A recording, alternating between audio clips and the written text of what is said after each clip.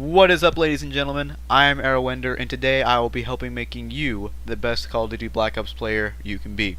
This video will be broken down into the basics, know your situation, weapons, perks, and then rounding out killstreaks.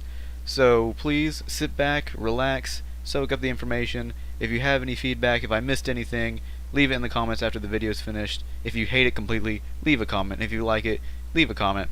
Your feedback goes into future development and future projects and future videos. But without further ado, let's go down and break into section 1, which is the basics of Call of Duty.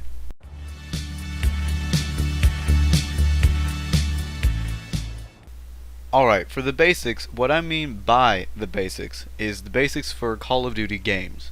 These things are elements that can be applied to earlier Call of Duty, such as Modern Warfare 2, or World at War, and probably even Call of Duty 4.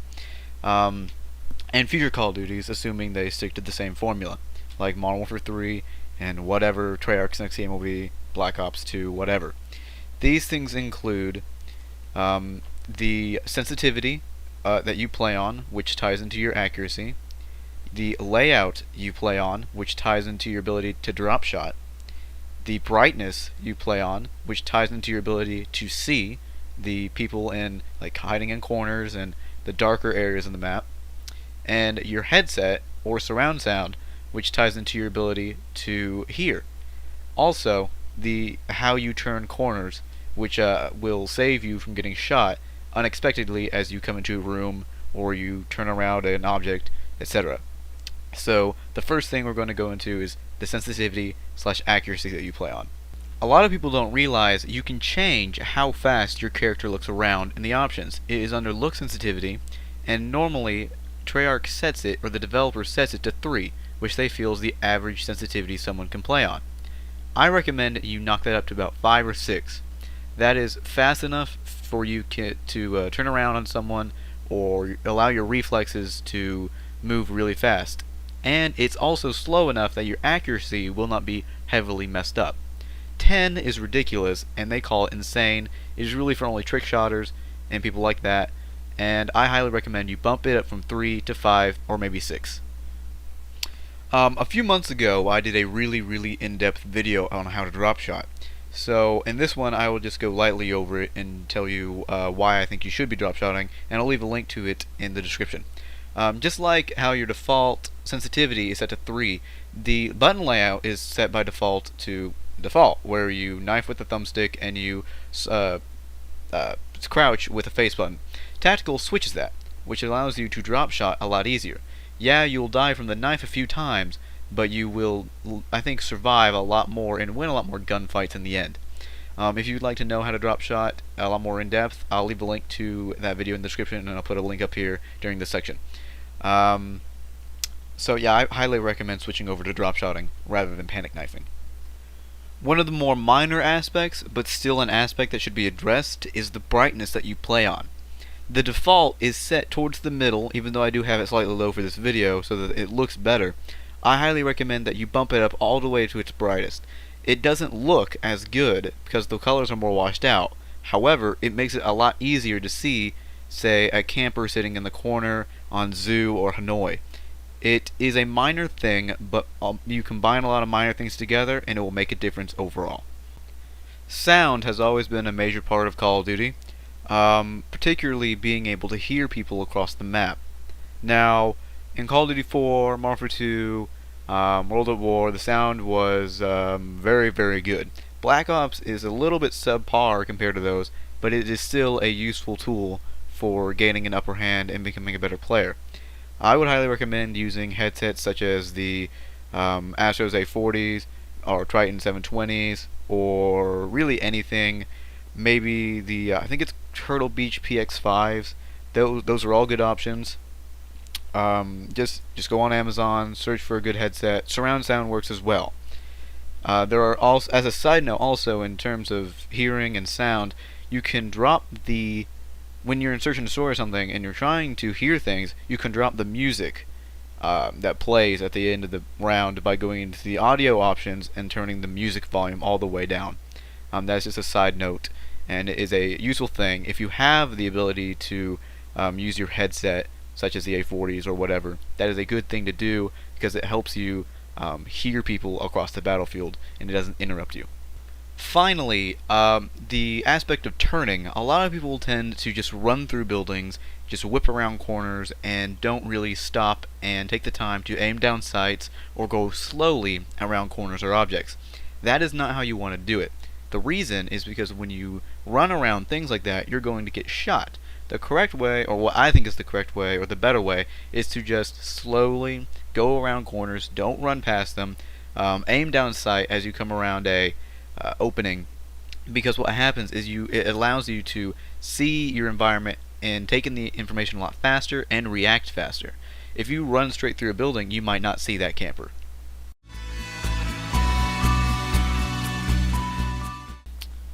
Alright, for section 2, knowing your situation really means knowing what kind of position you need to play in your team, in the game mode you're doing, with the weapons you have.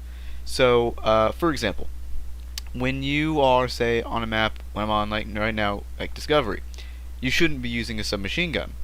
That map is very large, so you need to be rocking sniper rifles, LMGs, assault rifles. If it was, say, Grid, I would want maybe an assault rifle or a submachine gun, or a shotgun. Shotgun and sniper rifles have do the best compared to all the other classes at what they do, such as long range for the sniper rifle or close range for the shotgun, but they have the most fall off.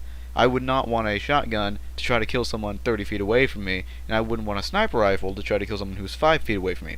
While the assault rifle is best overall and the submachine gun is best overall, they're pretty much on par. They're better at certain things, but they're worse at others, and you need to plan accordingly, know your situation.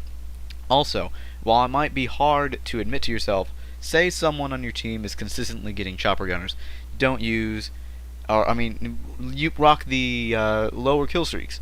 Don't try to get a chopper gunner and waste one of your kill streaks when you know that most likely the teammate that's getting them all will probably be up in the air when you get yours, if you get yours.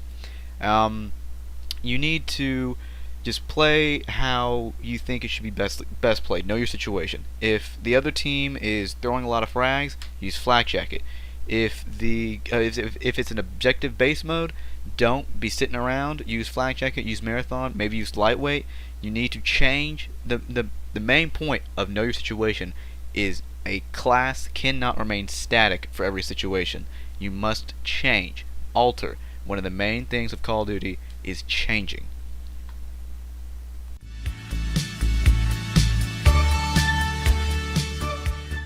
Alright, there are a lot of guns in Black Ops, so I'm going to break down class by class what I think are the good guns to use and to spend time with and to get well acquainted with.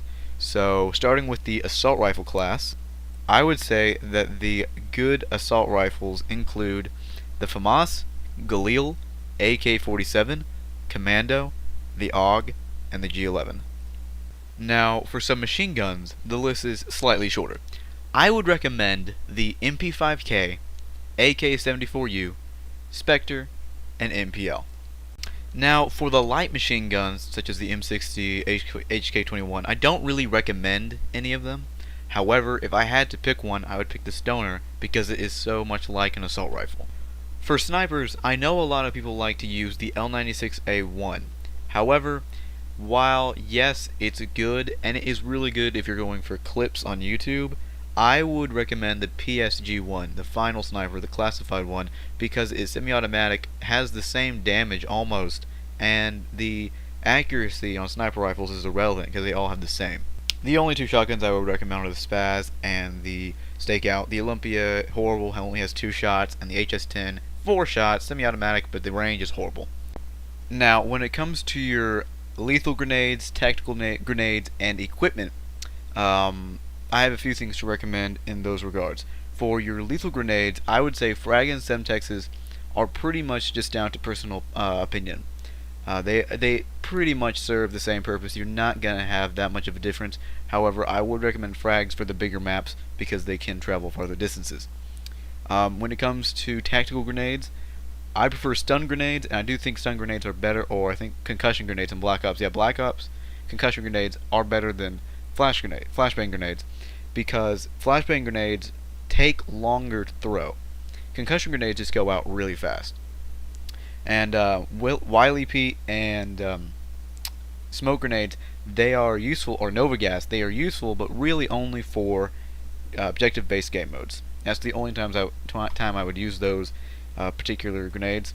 And when it comes to the equipment, you're going to find that motion sensors and claymores are by far the most useful, while the jammer and camera spike and the tactical insertion are useful very small amount of times. The claymore and motion sensor are by far more useful in more situations. And finally, in section 3 on weapons, we come to the secondaries. I don't recommend either of the specials, the ballistic knife or the crossbow, because those are for those special things. And if you want to raise your win-loss, kill-death ratio, or just get better, you really shouldn't be using those.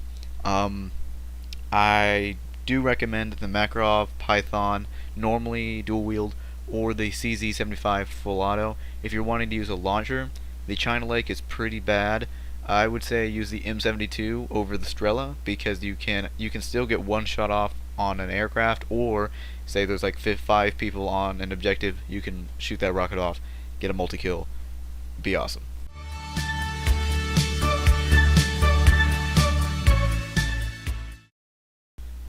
Alright, there are a lot of perks in Call of Duty Black Ops, so rather than just run down and say which ones are bad and which ones are good, all perks are good. Some would say Scout's really bad. Well, what if you're sniping? And Scout Pro is exceptional, allows you to switch weapons faster. So I'm going to go ahead and just say, run down the list and say what my opinions for each perk, because there is no such thing as a bad perk. Except for Second Chance Pro. I cannot really think of any good reason to be using that perk. So, for perk slot 1, the blue perk, as some may call it, and they're all are blue. There are 5 perks in each slot. So, going down the list, Flak Jacket is probably the most universally viable perk. It will protect you from all, or actually most explosives people can throw you. I would say use it in objective-based modes, and if you don't feel like you are safe from the enemy team explosives, rock Flak Jacket. Hardline is great if you know you're going to get those high kill streaks, or on the other hand, if you're afraid you can't get those low kill streaks and you need that extra help. Scavenger is also in that same range. If you think you can get the higher kill streaks and you're going to run out of ammo, you'll probably need Scavenger. Those are normally for the higher up players who will survive long enough to need Scavenger. Lightweight really is only useful when you're rocking Marathon, which ties into this whole thing that perks go together. Flak Jacket and Tac Mask Pro go together. I'll touch on that later. Ghost can be useful. A lot of people think it is the most powerful perk in Black Ops, and I think it probably is. However, it is only useful when you camp. Now, I do not recommend camping, because camping works once. It works once on one person, and that one person is going to come around and it's going to hit you from another angle. So I would rather use Flak Jacket before Ghost. Also, Ghost has a major weakness. It's called the Blackbird. Now, for the second tier perks, this is probably where all the main perks are, all good perks here are overshadowed by Sleight of Hand Pro, because it is the easiest one to get. However, I would recommend, while Sleight of Hand Pro is very good, and I would say that's the first you want to get, Scout Pro is exceptional. Steady Aim Pro is the same thing as Sleight of Hand Pro in terms of aiming down sights faster, except when you are sprinting and you bring your sights up, it is slower, even if you have Sleight of Hand Pro. However, Steady Aim Pro allows you to zoom in just as fast as if you had Sleight of Hand Pro. Warlord Pro gives you 2 lethal grenades and 2 tactical grenades, and that is very useful. Combine that with Scavenger, and you're going to be never going to run out of ammo. Hardened is okay. However, I do think it is outclassed by all the other perks. Definitely, however, the non-pro versions of it, of such as like Scout and Steady Aim, Hardened might be better than them. However, when you pro everything out, Hardened is, I think, the worst one on the rung. But now Scout is the second to worst probably. However, Hardened, I would say stay away from if you are feeling that. Now, for the third tier perks, the green perks, these are the ones that are kind of more specific. Tac Mask is okay in its non-pro format. However, the pro version of it is fantastic. You will not die from pretty much anything that they throw from you in terms of tactical grenades. You won't be affected by them, and it shows you where they are if you stun them with a little yellow indicator. Also, Marathon is good if you're rushing, but it becomes much better when you're using lightweight. Tying into perks go together. And is also very good for objective-based mode, so you can get to those objectives. Ninja, I feel Ninja is really only needed in Search and Destroy. I would wager you shouldn't need it in any other game mode. However, Ninja Pro is even better, and you want to use it with a headset.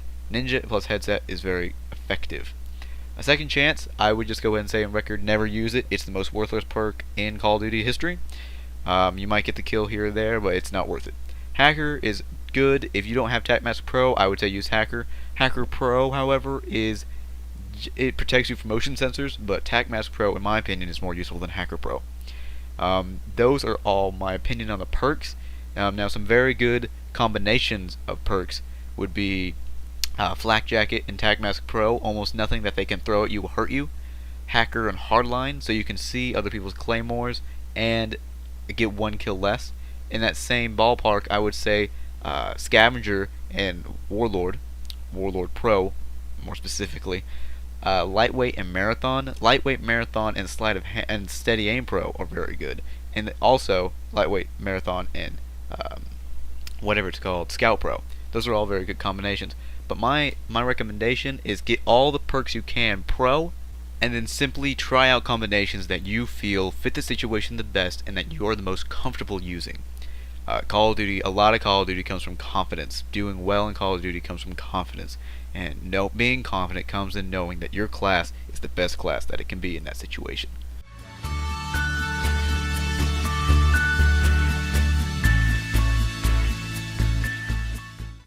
And finally, we're at the fifth section, Killstreaks. Now, when we're talking about Killstreaks, we must realize that there are just bad Killstreaks. I would say that the worst Killstreaks in Call of Duty Black Ops are the RCXD, Attack Helicopter, and the Valkyrie Rockets. Now, I would say the RCXD because you're getting rid of your spy plane, and the RCXD, while it might get you one kill, the spy plane will probably help you. It definitely helps your team more overall, and you probably get more kills out of it. The Attack Helicopter, I think, is bad because it's not as effective as past Call of Duty helicopters, and it's not as good as the Chopper Gunner, which is only 2 kills higher. Also, when the Attack Helicopter is up, no one can call in the Chopper Gunner. So while the Chopper Gunner is far better, you won't be able to call it in because the Attack Helicopter is holding the airspace. And the Valkyrie Rockets, they are not worth the kills it takes to get. Valkyrie Rockets was Treyarch's attempt to recreate the Predator missile and be their own unique one, but it sucks. They're not powerful, they're not worth it, and they get dropped in a care package, or the care package. You throw down the marker and it drops down. None of those things that get dropped by a care package are particularly good, because you have to go back to the back of the battlefield. You have to wait for it to drop in. You might get killed. Someone might take it.